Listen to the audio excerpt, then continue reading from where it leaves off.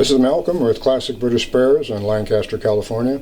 We've had some customers ask about the installation of these wire clips on the seal beam, so we're going to go through that today. So let's get started. Okay, let's find the tool that's appropriate for you. For myself, needle nose pliers work very well.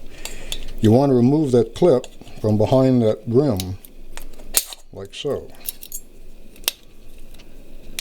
Usually there's 4 or 5 per rim to hold them in place. Make sure that the seal beam is located between the 2 tabs so the rim doesn't go roaming around.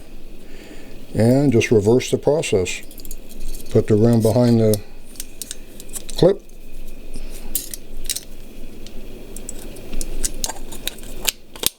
And she goes.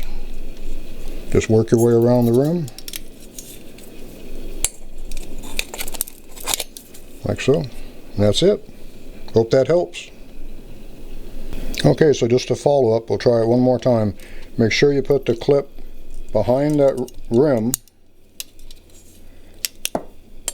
on both sides. Like that. And that's it. Pretty simple and straightforward. It's easier to show than try to explain in emails. But if you have any questions, just give us a call. Thank you.